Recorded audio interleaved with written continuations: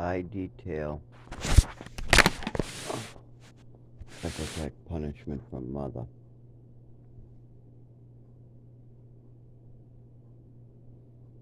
Playing outside, I see a reddish, really large mushroom. It looks yummy. I think of pizza. Yummy. Looks fluffy. I go over, I pluck it, I start staring at it. Kind of like sniff it. It looks like I'm going to eat it, but I don't eat it yet. And some adult 20 to 30 male walks by and makes a statement. What are you trying to do? Commit suicide? Don't do that. I understand, don't do that. I'm thinking. And he's kind of staring at me, so I put the mushroom down. He kind of like nods his head, goes up the road some more. Up the driveway, actually, I guess you would call it. Guess they parked in the road. I don't. That's not. I'm only a child, so that's not my thought at the time. He's just out of my sight now. The mushroom's on the floor. I turn back to the house and I go inside. What's weird is I never clicked who the person was.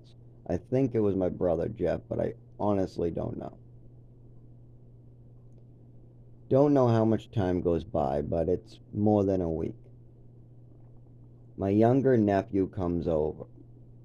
I must be around 7, and he must be around 4, 5, somewhere around there. I'm guessing something. That's the age difference right there. Just keep that in mind. It's more like brothers. So he comes over. Now I was very sheltered in an orphanage, so I haven't been taught very much. I'm not really allowed to watch movies. We don't have a fireplace or candles. We powdered eggs in the morning. We watched one of the kids get dragged across.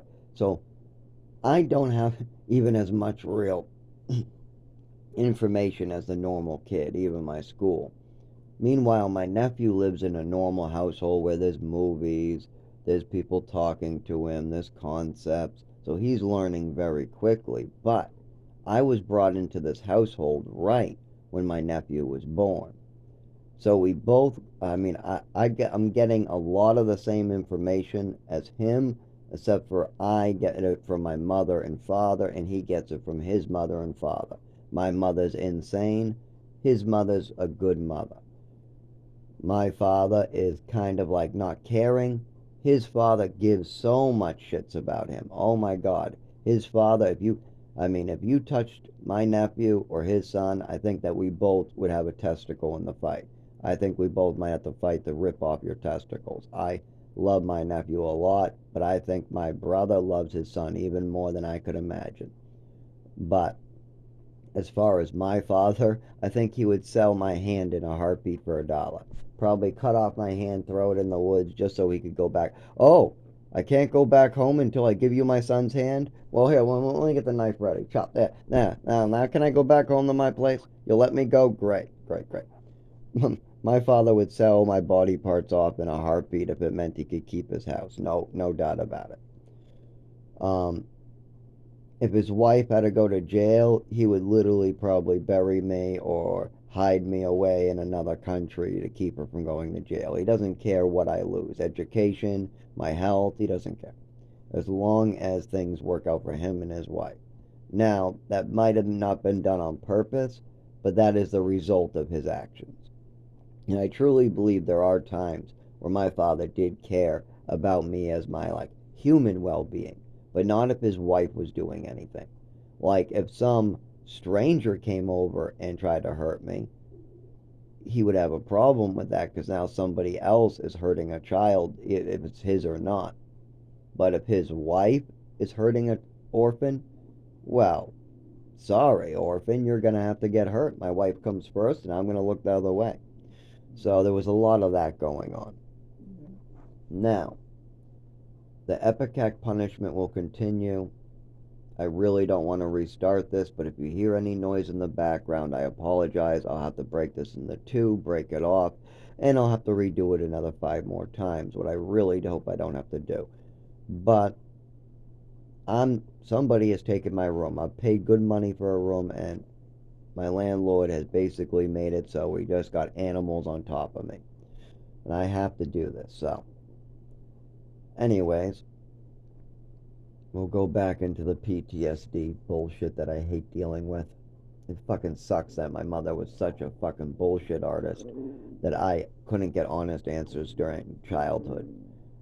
I mean, giving extra ipecac and thinking that that's okay, that's the biggest bullshit I ever heard. How could my mother really think that it's okay to give extra medications to a child? But yet, at age 7, she's saying it. At age 14, she's saying it. At age 16, she's saying it. I'm watching her do it over and over and over. There's just so much. But, anyways, so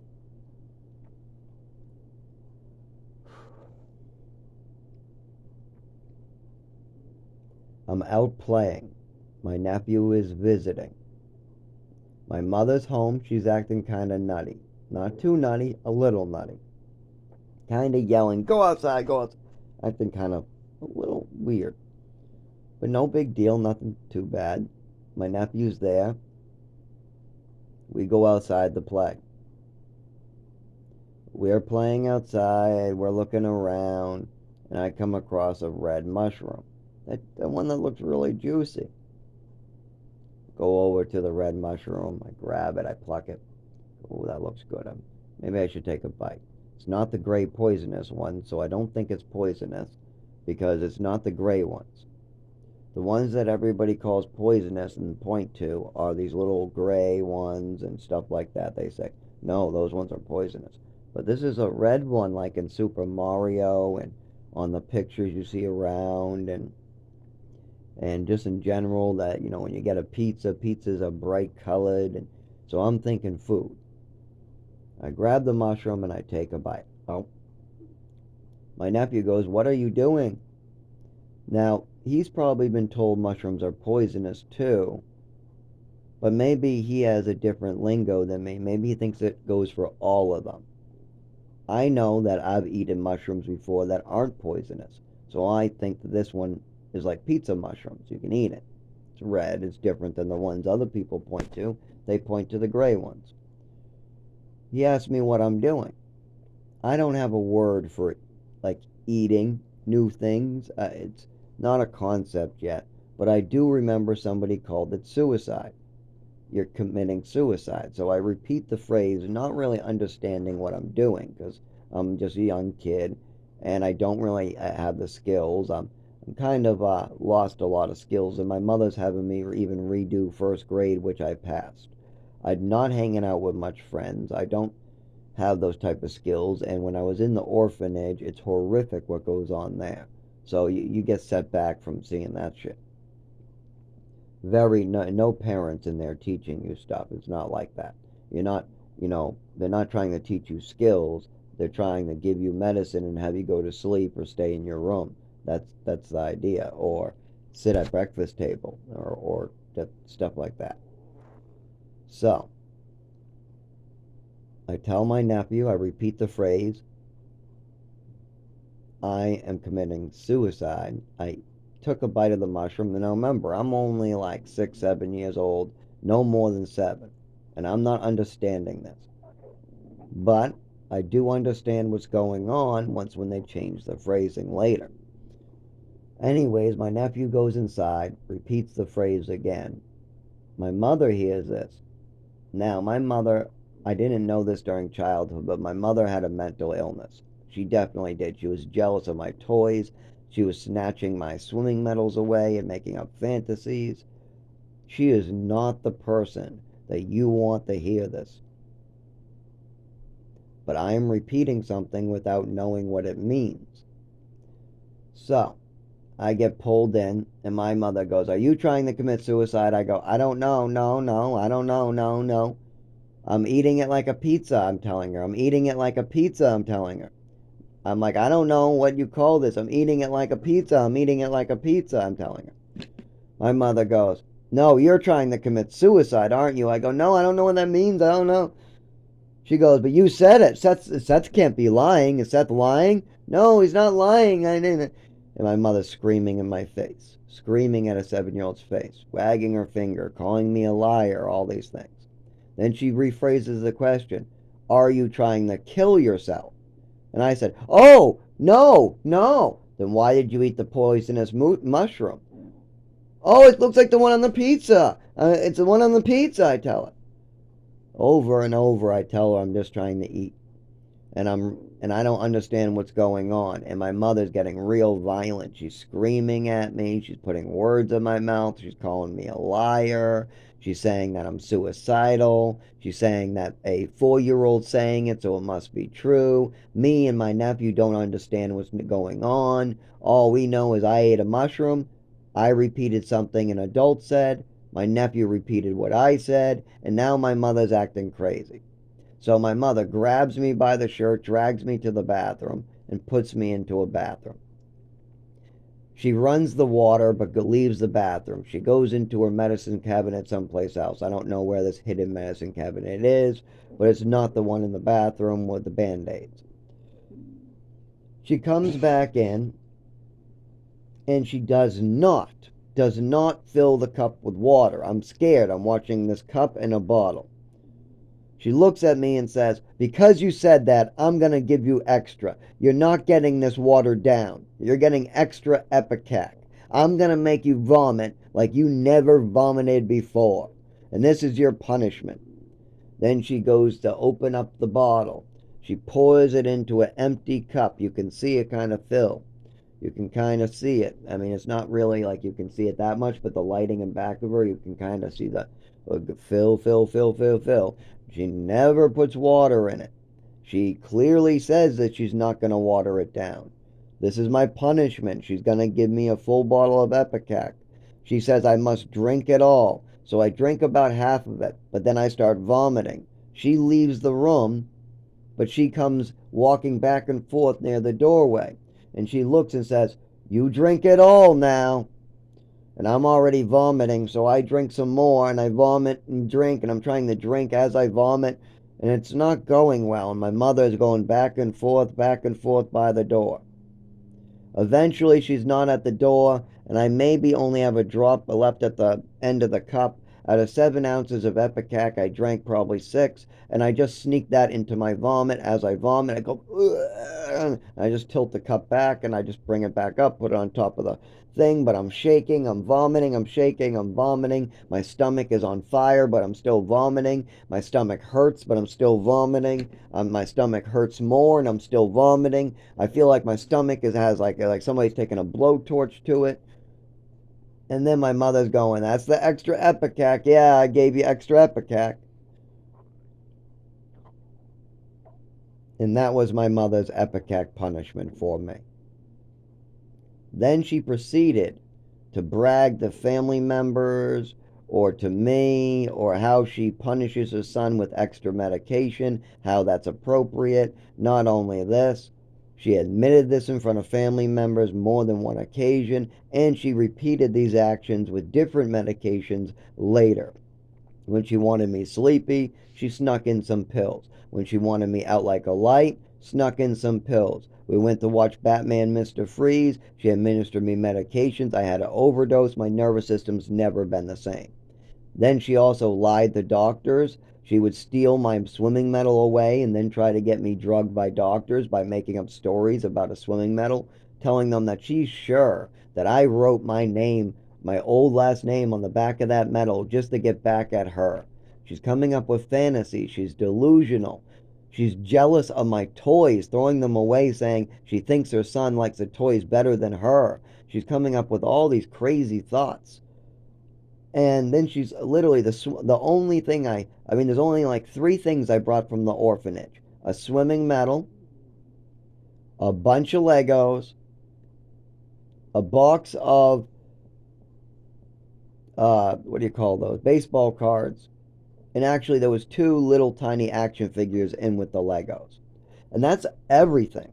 And the swimming medal was my favorite. That and the baseball cards. were special gifts. And a staff member wrote my name on it because that was my name. But now my mother's stealing this from me, making up a fantasy, telling me I'm no good, saying that this medal must belong to an African American because he's athletic and you're not.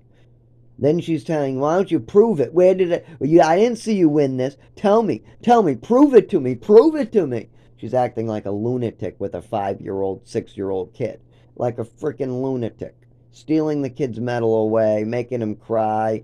Literally, I'm crying in my room over and over because my swimming medal that I won because I treaded water the longest has now been stolen from me by an evil mother who wants a power kick, and now she's bringing me the doctor's offices, showing this medal to the doctor and making up stories about me needing medication and it being all these different mental illness. It's attachment disorder. He must be bipolar. He's trying to hurt me. He's writing his names on things. I know this for sure. And I'm crying over there, crying, crying. I won that in the orphanage. I won it in the orphanage. Please give me my medal back, please.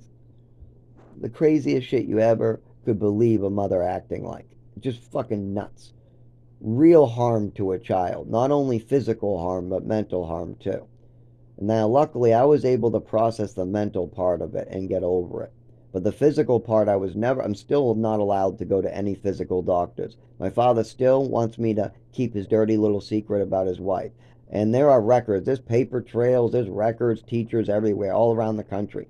My mother tried to use trafficking to cover up her crimes. Whenever teachers or doctors started to catch on with what was going on, just move me to Texas. Then they start catching on, move me to New Mexico. Oh, then there's no doctors there, but I can't stay there forever, so move me to Maine. Well, there's no doctors there, but I can't stay there forever, so move me to Chelmsford. Oh, now people are realizing that things are a little off and my mother's crazy. Well, just put me in a program. Then nobody will spend time with the mother. I'll be on drugs, and they'll all be seeing me hyper on drugs, bumping in the furniture, acting weird. So, of course, then they'll all believe my mother, and plus the doctors aren't spending any time with me. They're all psychiatrists, and they only come in once a month and see every kid for 5 minutes.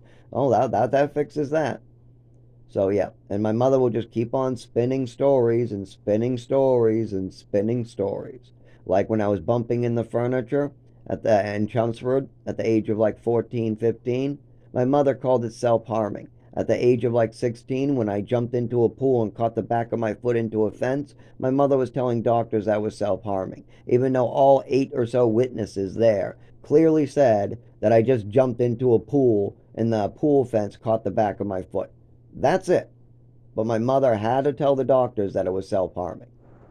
Just like when I was sucking my skin in Westford at the age of 7 because I just had an overdose and had no idea what was going on with my body.